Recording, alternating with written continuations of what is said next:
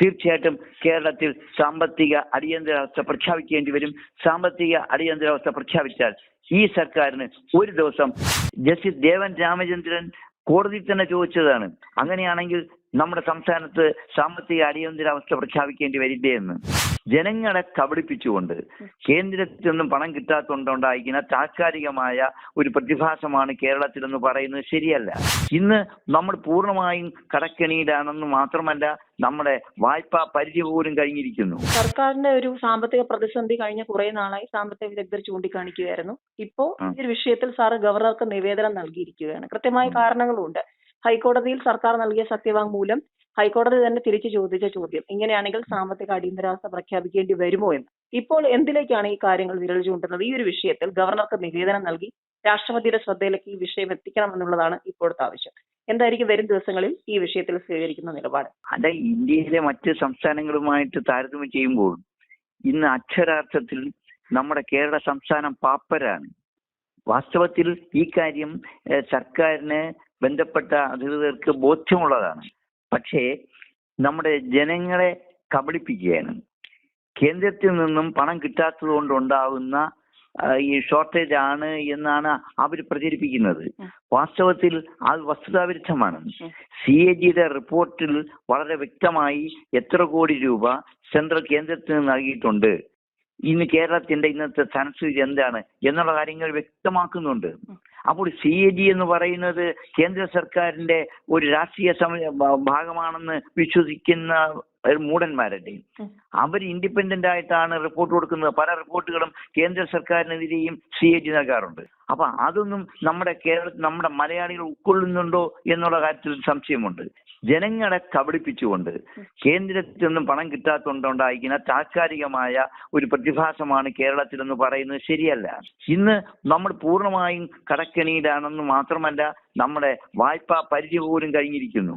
ഈ കാര്യങ്ങൾ ചൂണ്ടിക്കാട്ടിയ തന്നെയാണ് നമ്മുടെ ചീഫ് സെക്രട്ടറി ഹൈക്കോടതിയിൽ സത്യവാങ്മൂലം കൊടുത്തേക്കുന്നത്. ചീഫ് സെക്രട്ടറി തന്നെ പറയുന്നു, നമ്മൾ കടക്കെണിയിലാണ്, നമുക്ക് നമ്മുടെ കയ്യിൽ നിന്ന് കൈവിട്ടു പോയിരിക്കുന്നു. ഈ ഒരു ദുരവസ്ഥ ഉണ്ടായിട്ടുണ്ടോ? അപ്പോൾ ചീഫ് സെക്രട്ടറി സ്റ്റേറ്റിന് വേണ്ടി ഹൈക്കോടതിയിൽ കൊടുക്കുന്ന ആ സത്യവാങ്മൂലത്തിന് മറിച്ച് ഒരഭിപ്രായം ഔദ്യോഗികമായിട്ട് സർക്കാരിന് പറയാൻ കഴിയുമോ? ഈ കാര്യം ചൂണ്ടിക്കാട്ടിയപ്പോൾ ജസ്റ്റിസ് ദേവൻ രാമചന്ദ്രൻ കോടതി തന്നെ ചോദിച്ചതാണ്, അങ്ങനെയാണെങ്കിൽ നമ്മുടെ സംസ്ഥാനത്ത് സാമ്പത്തിക അടിയന്തരാവസ്ഥ പ്രഖ്യാപിക്കേണ്ടി വരില്ലേ എന്ന്. ഒരു സത്യമല്ലേ അത്? നമ്മുടെ ഇവിടെ ഈ കോൺട്രാക്ടേഴ്സിന് കോടിക്കണക്കിന് രൂപ, അവർക്ക് 16,000 കോടി രൂപയാണ് കുടിശ്ശികയുള്ളത്. കോൺട്രാക്ടർമാരുടെ നിർമ്മാണ പ്രവർത്തനങ്ങൾക്കുള്ള കോടി കുടിശ്ശിക വരുന്നു എന്ന് പറഞ്ഞാൽ അതിൻ്റെ അർത്ഥം നമ്മുടെ നിർമ്മാണ പ്രവർത്തനങ്ങൾ തകർന്നു എന്നുള്ളതാണ്. നമ്മുടെ ആൾക്കാർക്ക് തൊഴിലില്ലാതായി, എല്ലാ മേഖലയിലും തൊഴിലില്ലാതായി. ഇവിടെ പണി ചെയ്യുന്നതിന് വേണ്ടി വന്ന മറ്റ് ഇതര സംസ്ഥാനങ്ങളിലുള്ള തൊഴിലാളികളെല്ലാം ഇന്ന് കേരളം വിട്ട് മറ്റ് സംസ്ഥാനങ്ങളിലേക്ക് മടങ്ങിപ്പോയിക്കൊണ്ടിരിക്കുകയാണ്. നമ്മുടെ UGC കോളേജ് അധ്യാപകർക്ക് 1,500 കോടി രൂപയാണ് കുടിശ്ശിക കൊടുക്കാനുള്ളത്. സർക്കാർ ജീവനക്കാരന് 2019 ശേഷം DA വർധനവില്ല, അവരുടെ ശമ്പള കുടിശ്ശികയില്ല, പെൻഷൻകാരുടെ പെൻഷൻ കുടിശ്ശികയില്ല. 1,24,000 കോടി രൂപ കുടിശ്ശികയാണ്. KSRTCയുടെ അവസ്ഥ നമുക്കറിയാമല്ലോ. അതുപുറമെ KSEBയുടെയും വാട്ടർ അതോറിറ്റിയുടെയും സ്ഥിതിയും വ്യത്യസ്തമല്ല. ഈ രീതിയിൽ വരുമ്പോഴത്തേക്കും സ്വാഭാവികമാണ് വരാൻ പോകുന്ന മാസങ്ങളിൽ കേരളത്തിലെ സർക്കാർ ജീവനക്കാരുടെയും പെൻഷൻകാരുടെയും പെൻഷൻ കേരള സ്റ്റേറ്റ് ട്രാൻസ്പോർട്ട് കോർപ്പറേഷന് സമാനമായി വെട്ടിച്ചുരുക്കും, അല്ലെങ്കിൽ ലഭിക്കാനൊക്കാത്ത അവസ്ഥയിലാവും, അല്ലെങ്കിൽ ഇൻസ്റ്റാൾമെന്റ് ആയിട്ട് നൽകേണ്ട ഒരു അവസ്ഥയിൽ എത്തിച്ചേരുമെന്നുള്ളത് ഉറപ്പാണ്. അപ്പൊ കേരളത്തിനെ മുഴുവൻ കടക്കണിയിലാക്കിയതിന് ഉത്തരവാദി ആരാണ്? വാസ്തവത്തിൽ ഒറ്റ ഉത്തരം മാത്രമേ ഉള്ളൂ, ഈ സർക്കാരിന്റെ ധൂർത്ത്.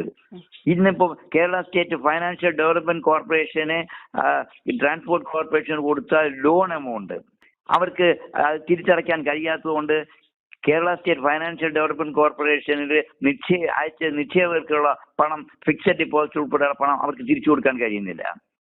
അതിന് പകരം ഗവൺമെന്റ് ഇപ്പോൾ ഉദ്ദേശിക്കുന്നത് ഈ പണം ഉപയോഗിച്ച് നമ്മുടെ സ്റ്റേറ്റ് ട്രാൻസ്പോർട്ട് കോർപ്പറേഷന് വേണ്ടി ചെയ്ത കോടിക്കണക്കിന് രൂപ മുടക്കി ചെയ്ത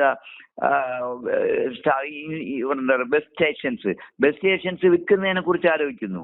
അപ്പോൾ ഇത് വാങ്ങാൻ പോകുന്ന ആരായിരിക്കും? നമ്മുടെ തിരുവനന്തപുരത്തും എറണാകുളത്തും കോഴിക്കോട് ഉൾപ്പെടെയുള്ള ജില്ലകളിലുള്ള ബഹുനില മന്ദിരങ്ങൾ തീർച്ചയായിട്ടും ഇവിടെയുള്ള പ്രൈവറ്റ് പാർട്ടികൾ വാങ്ങും. അപ്പൊ ഇത് തന്നെയാണ് ഇവർ ഉദ്ദേശിക്കുന്നത്. സർക്കാരിന്റെ പണം കൊടുത്തുണ്ടാക്കിയ സ്ഥാപനങ്ങളെ ഇവർക്ക് വേണ്ടപ്പെട്ട നമ്മുടെ ഒരുപാട് വാങ്ങാൻ കഴിവുള്ള ആളുകളുണ്ടല്ലോ, മുതലാളിമാര് നമ്മുടെ സംസ്ഥാനത്ത് തന്നെ ഉണ്ടല്ലോ. അപ്പോൾ ഈ സ്റ്റേറ്റിനെ വിറ്റ് മുതലാക്കുന്നു എന്നുള്ള സംശയം വേണ്ട. ഇതില് നമ്മുടെ ഭരണ സർക്കാരിന് വലിയൊരു പങ്കുണ്ട്. ആ കാര്യങ്ങളാണ് ഞാൻ നിവേദനത്തിലൂടെ ഗവർണറോട് ചൂണ്ടിക്കാട്ടിയത്. തീർച്ചയായിട്ടും ഗവർണർക്ക് ചീഫ് സെക്രട്ടറിയിൽ നിന്ന് ഒപ്പീനിയൻ വാങ്ങുമ്പോൾ ചീഫ് സെക്രട്ടറിക്ക് ഹൈക്കോടതിയിൽ പറഞ്ഞ സത്യവാങ്മൂലത്തിന് മറിച്ചൊരു മറുപടി കൊടുക്കാൻ കഴിയുമെന്ന് ഞാൻ വിശ്വസിക്കുന്നില്ല. കാരണം 1 മാസം കൊണ്ട് കേരളത്തിന്റെ ധനസ്ഥിതി മെച്ചപ്പെട്ടിട്ടില്ല. ധൂർത്തിന് കുറവുണ്ടോ? ഈ സമയത്തല്ലേ നമ്മുടെ മന്ത്രിമാര് രാജ്യം മുഴുവനും സംസ്ഥാനം മുഴുവനും ഊരു ചുറ്റാൻ ഇറങ്ങിയിരിക്കുന്നത്. ഇത് എനിക്ക് എന്റെ വിശ്വാസം ഗവർണർ ഇക്കാര്യം സീരിയസ് ആയിട്ട് എടുക്കും. നമ്മുടെ സംസ്ഥാനത്തെ രക്ഷപ്പെടുത്താൻ ഇപ്പോൾ ഗവർണർക്കും കേന്ദ്ര സർക്കാരിന് മാത്രമേ പറ്റുള്ളൂ. കേന്ദ്ര സർക്കാർ ഇക്കാര്യത്തിൽ രാഷ്ട്രീയം മറന്നുള്ള കേരളത്തിലെ ജനങ്ങളെ സംരക്ഷിക്കണം എന്നുള്ള നല്ല മനസ്സോടുകൂടി മുന്നോട്ട് പോവുകയാണെങ്കിൽ തീർച്ചയായിട്ടും കേരളത്തിൽ സാമ്പത്തിക അടിയന്തരാവസ്ഥ പ്രഖ്യാപിക്കേണ്ടി വരും. സാമ്പത്തിക അടിയന്തരാവസ്ഥ പ്രഖ്യാപിച്ചാൽ ഈ സർക്കാരിന് ഒരു ദിവസം മുന്നോട്ട് പോകാൻ കഴിയില്ല.